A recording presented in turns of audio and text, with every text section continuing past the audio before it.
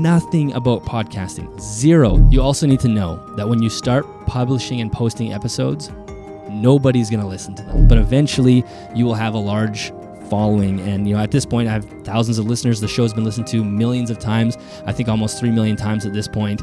And it started with getting, 12 downloads on an episode. So I have now been working and recording and producing the same podcast for exactly 6 years. I started recording this podcast in August of 2018, now recording this in August of 2024. And I thought it might be valuable to share a video of everything I've learned in the past 6 years of podcasting. If you're new to this channel, my name is Dyllon Perrin, and I am the host of the Animals at Home podcast. If you are a regular listener, then this is going to be a very different video from what you're used to. We're actually not going to discuss reptiles or animal keeping at all. This is all going to be focused on what I've learned about podcasting. So if you're out there and you're somebody that wants to get into podcasting in some capacity, I hope this video can shed some light on some of those confusing areas, or just in general, it's nice to hear somebody who's gone through it before and you can learn from some of my mistakes and some of the things that I definitely recommend. So let's get into it. So I think the most logical place to start is, why start a podcast? And I'll answer that question, why I started the podcast. And it is a very important question for you to answer if you're someone that's considering doing this, because it's a tremendous amount of work, which we'll get into in a second, and you want to make sure you have the right motivation.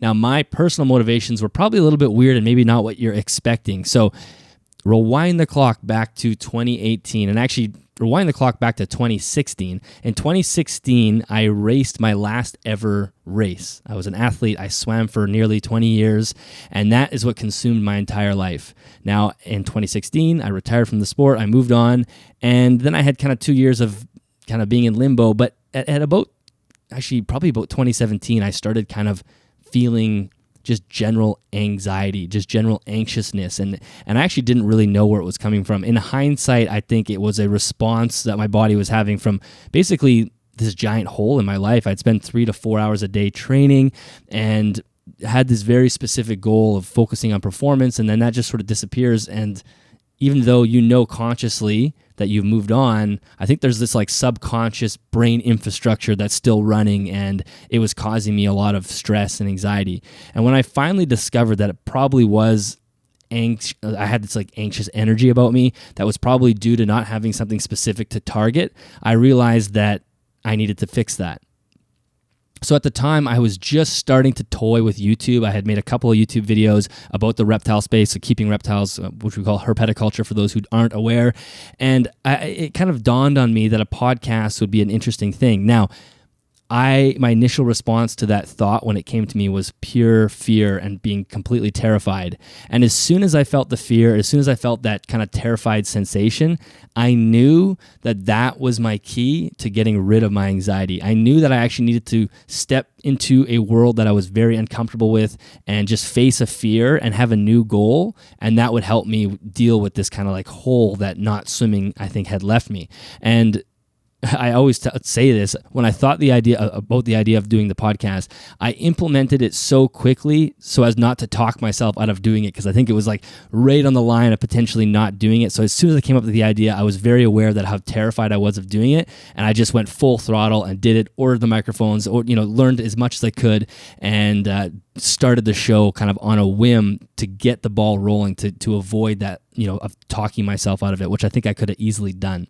Now, I think it's also worth saying, I knew nothing about podcasting, zero. So if you're listening to this video and you're like, the only thing I know about podcasting is that you can put earphones in and listen to people talk. If that's all you know, that is all I knew. I knew nothing about it besides just the fact that I did enjoy listening to them.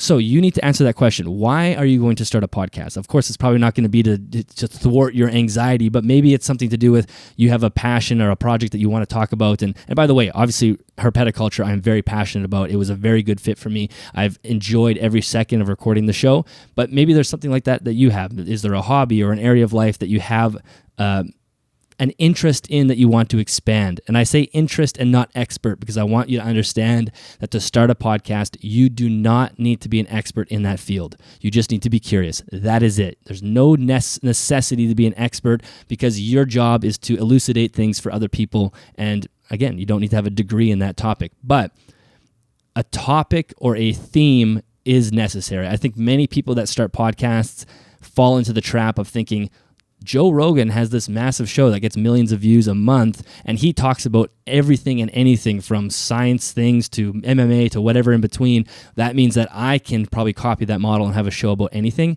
That's not true. You will have a very, very hard time having success with a podcast if there isn't some thread that's holding it together, whether it's gardening or hiking or birding or keeping reptiles or health or whatever. There's a million different niches out there.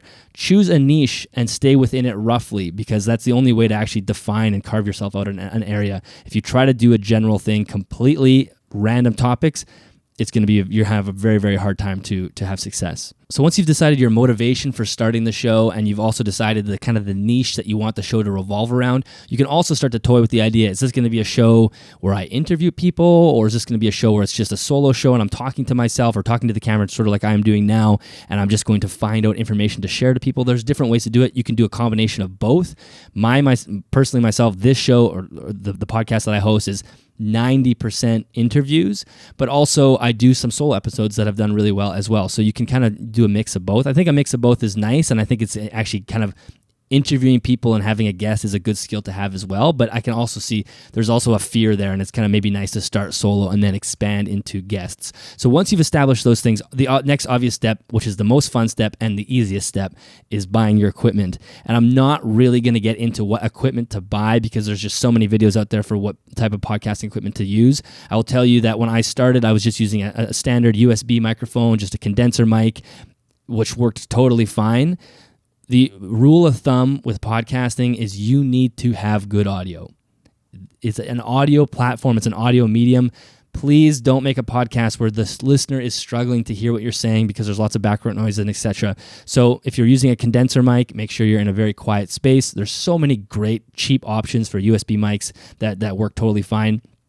Eventually, I upgraded to the setup I have now, which is still not the top of the line podcast setup. This microphone here is a Shure SM58, which is your standard kind of concert microphone. You'll see, like, anytime you go see a concert, like that could be one of the microphones they're using on stage. It's a very rugged and robust microphone, and it's running through a Zoom H6. This is a dynamic microphone, so it's running through a Zoom H6, which I think sounds quite good. Now, this microphone does take a little bit of editing and equalizing and and compressing to make it sound good. Maybe right now as I'm talking, I'll show you what it sounds like just raw. And now this is what it sounds like when I've done some of the equalizing. So there is a little bit of power there. You can see that, you see the conventional podcast mic, which is the Shure the Shure S. Yes, sorry, I had to Google it. I forgot the Shure SM7B, which is you'll see that on very big podcasts. Yes, that is a fantastic microphone, but it costs a lot, and I feel like I can get away with a lot with this much cheaper microphone by doing some post work. And anyway, so that's what I run through. I obviously have normal podcast headphones and whatnot, but that's the equipment. I'll leave you to search your equipment on your own. There's different budgets and different things out there. You do not have to spend an arm and a leg on a microphone. You just need to make sure your sound quality is good. So if you have a cheaper microphone, make sure you're in a quiet room and you're not picking up any bizarre sounds from the external, the air conditioning or the lawnmower outside. That is annoying for the listener to hear. So make sure that you're in a quiet space. Audio quality is key. And I'll also tell you another rule of thumb. The audio quality for the host is paramount. The audio quality for the guest, if you happen to have guests on the podcast, is not paramount. It is important. It is exhausting to listen to a guest when they don't have good audio quality, but a listener will actually slog their way through an episode with poor audio quality on the guest side, because maybe they're having a great conversation and they'll kind of suffer through it. You don't want that to be the norm, but once in a while that's okay. But if the host has poor audio quality, then you're going to turn it off, because there's just no way you can stomach that. So audio quality is key.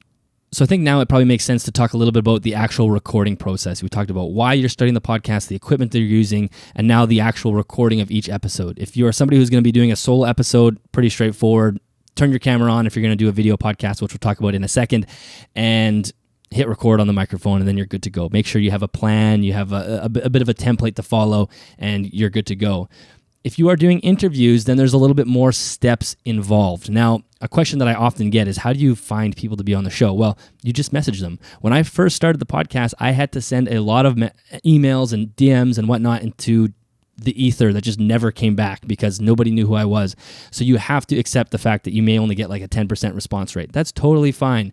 Take your time. As you continue to build up an episode catalog, people will be more willing to come on the podcast. So don't take it personally if you don't hear back from somebody, and that's just the way it goes. It probably goes without saying that if you are recording an interview with a guest, you can do that either virtually through an online service or in person. Now, I typically use an online service, which I'll talk about in a second, to record most of my interviews. Just the nature of the world. People are all over the place. You want to be able to connect online. That's one of the great things about the internet, obviously.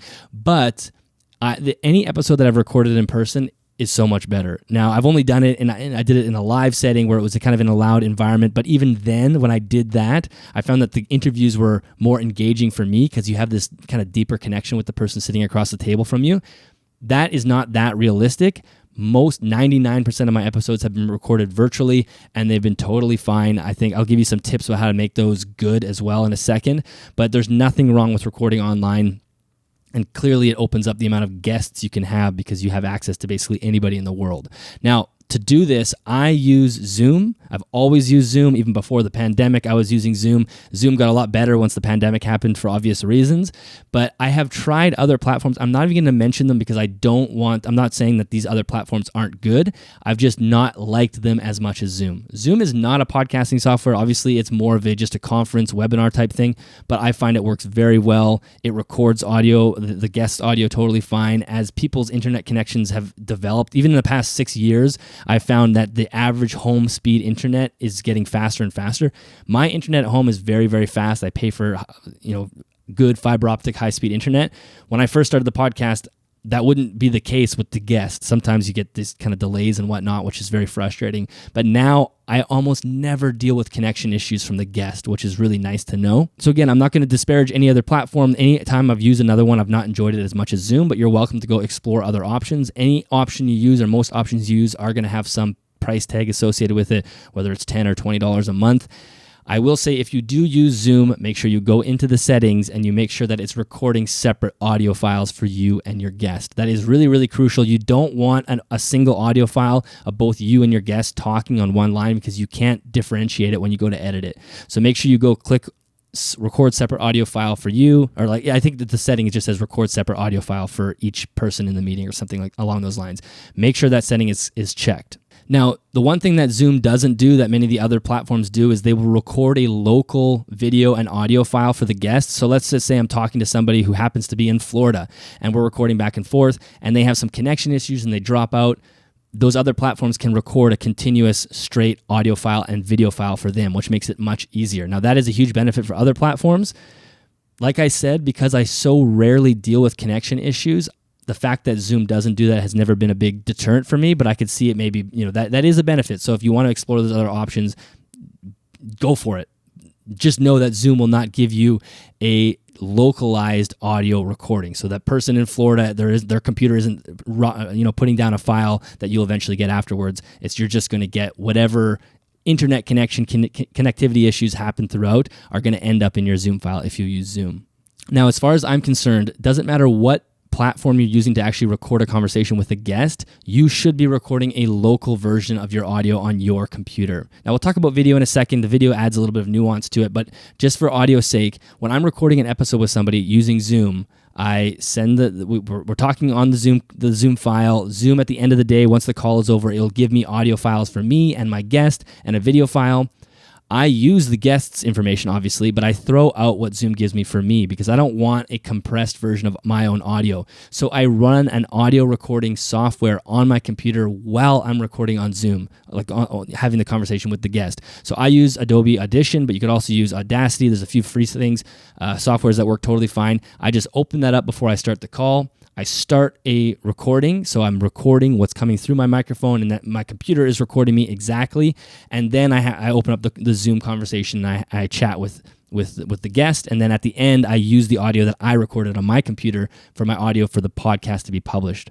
That will be a clean audio. Doesn't matter if there's any network connection issues on your side. You're going to have this clean audio file that you can use. So again, that's another tip that I can give you. Now, as far as interviewing somebody goes, I think there are a few kind of key things that you can do. You should try to come up with a template to follow. It doesn't have to be bullet by bullet like a news station where you're listening to these people have these manufactured conversations. You don't want to have that feel about a podcast. I personally think a podcast should have a very conversational feel, but I think it needs to have a conversational feel with a direction. It shouldn't be meander. It shouldn't resemble you having a drink with your friend at the bar where you guys literally talk about anything and everything. That's just too much for the listener to listen to. There should be some theme and some topic that you want to hit. Now, you may meander around those points and deviate down tangents once in a while. Totally fine, but there needs to be some order to the conversation that people can listen to and follow and are going to get something from. So in order to do this, I always have notes. I'll have a set of notes, kind of bullet points of things that I want to hit, and I always make sure the guest has that as well. So the guest is fully aware of the type of questions and the content that we're going to discuss. I have had guests who have said, don't send me anything beforehand. I don't want to know at all what you want to talk about because they like to speak off the cuff.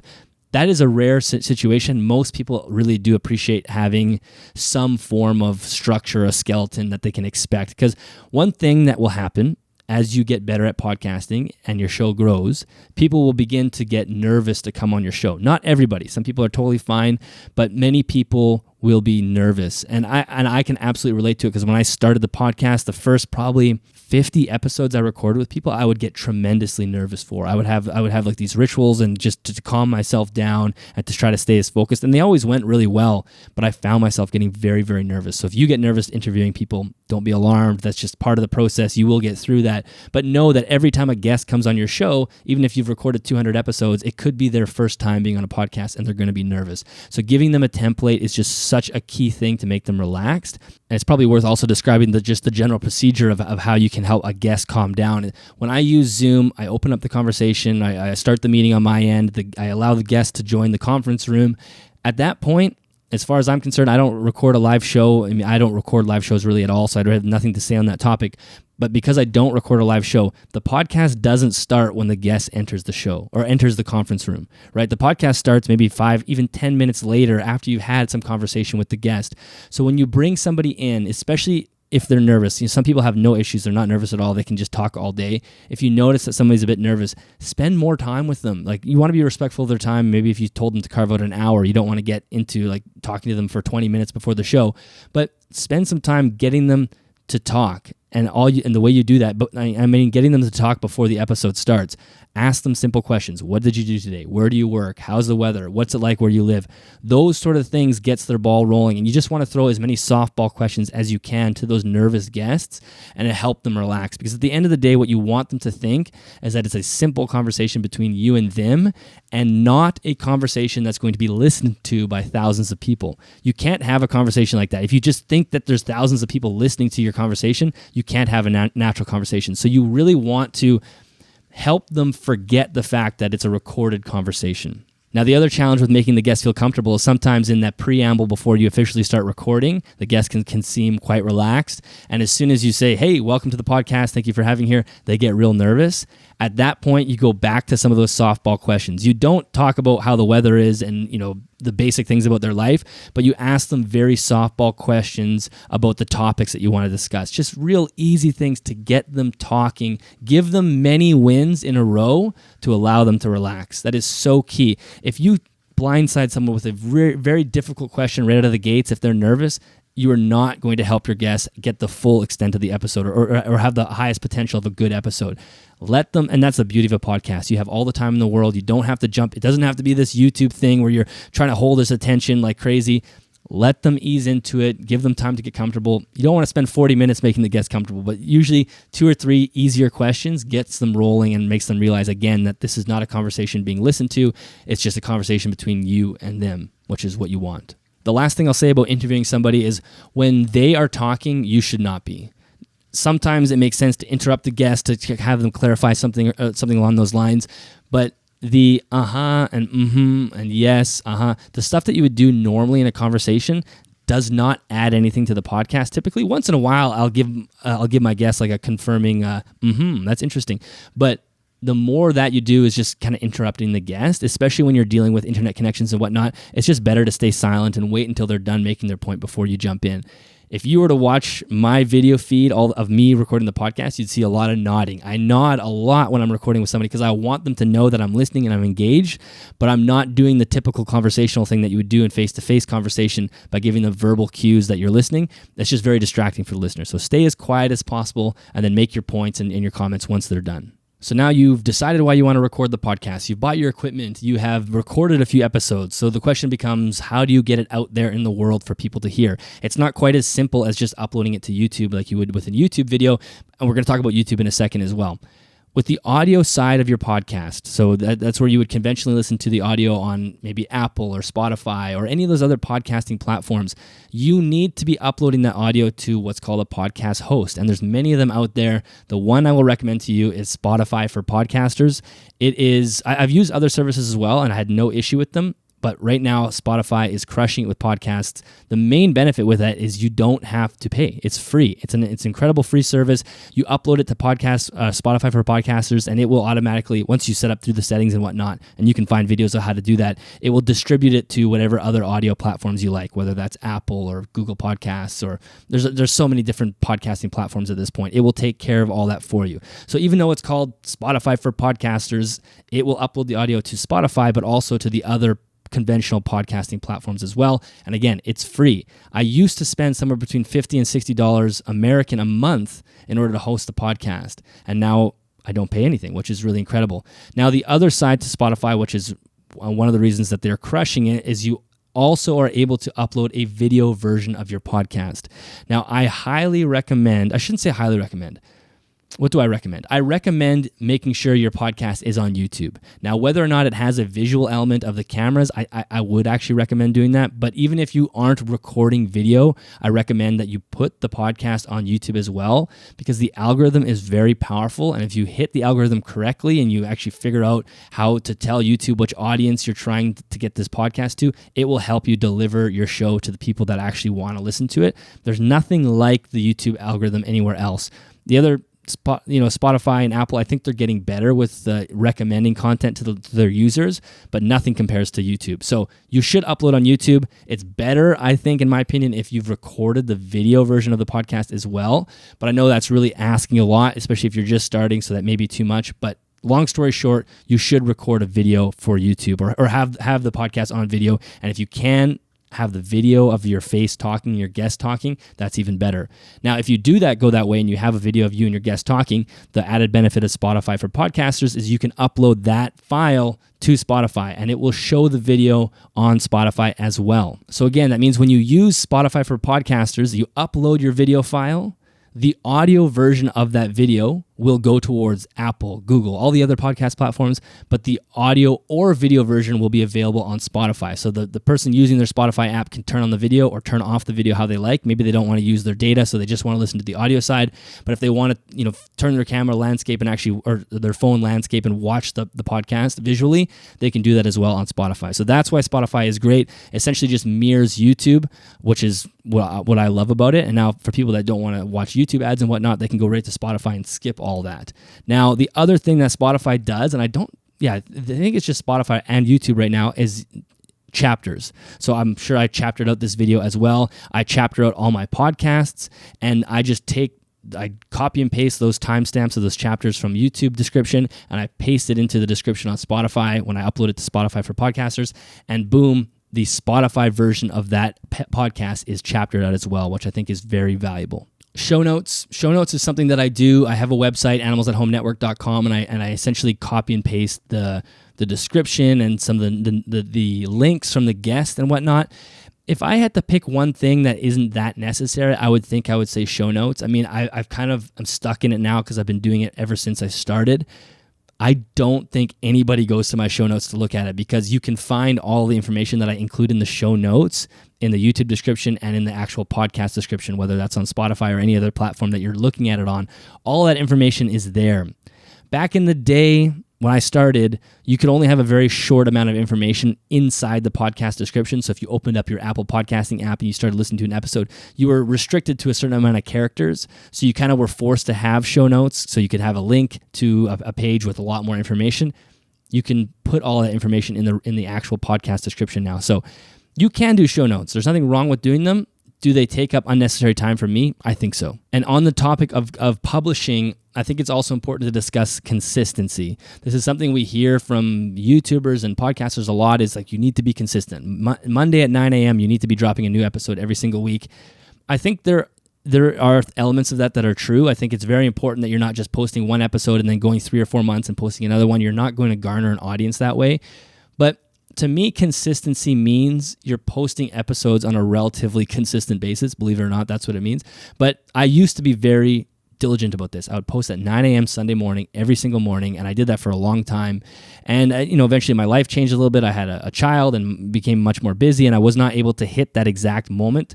So now I publish usually between every 7 and 14 days, and it doesn't matter. Nobody cares. And the story that I'll tell you is, when I was really struggling with this, I was kind of like becoming almost a slave to this schedule. Like I felt so guilty about missing an episode or not getting it out exactly at that 9 a.m. on Sunday that I was sort of toying with the idea of breaking away from that. I remember posting a poll on my YouTube to figure out which day people would appreciate the show coming out.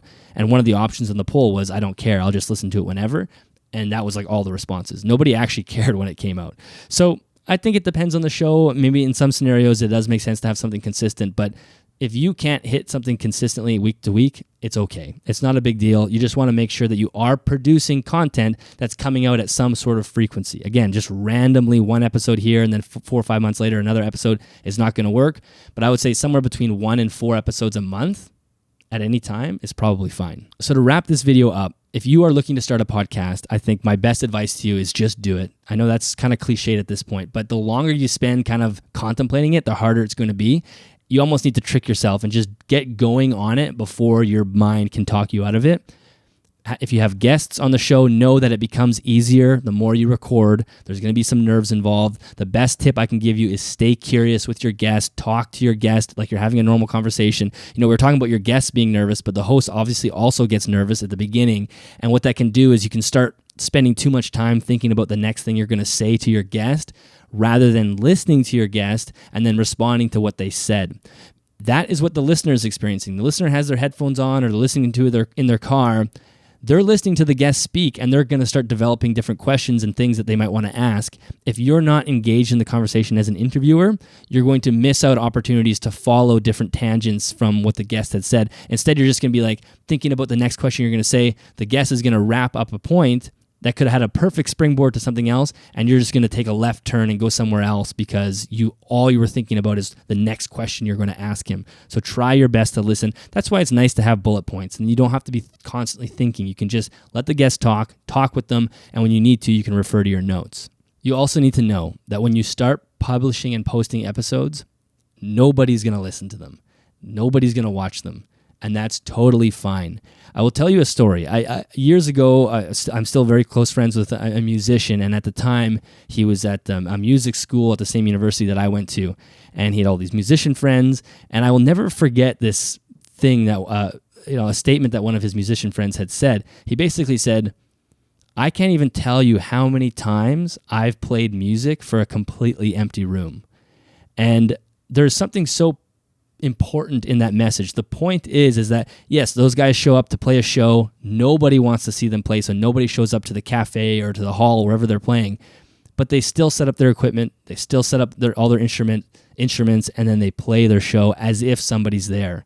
And the reason they do that is because practice is so crucially important that they're not going to waste an opportunity to practice. So you need to understand that when you start publishing episodes, you're going to be playing to an empty room. Very few people are going to watch it. If you're normal, if you happen to be famous or you have some other stuff, so a large following in some sense, maybe immediately you're going to have a viewership or a listenership. Most people like me, nobody knew who I was. I knew nothing about podcasting. I had to accept the fact that nobody's going to listen at first, but continuing to publish content will allow your audience to grow. People will start to find you. It's a slow kind of snowball experience, but eventually you will have a large following. And, at this point, I have thousands of listeners. The show's been listened to millions of times, I think almost 3 million times at this point. And it started with getting, 12 downloads on an episode. So it doesn't really matter the listenership at the beginning when you first start. You need to understand that it's going to start small. Nothing's going to happen right away. The most important thing is that you're getting episodes out and you're practicing. So I think that's probably where I'm going to leave it. The other thing I will mention before I let you go is that I think starting a Patreon is also very valuable, or starting a membership on YouTube or some other kind of subscription. I was very resistant to that at first because I thought, who's going to pay for this?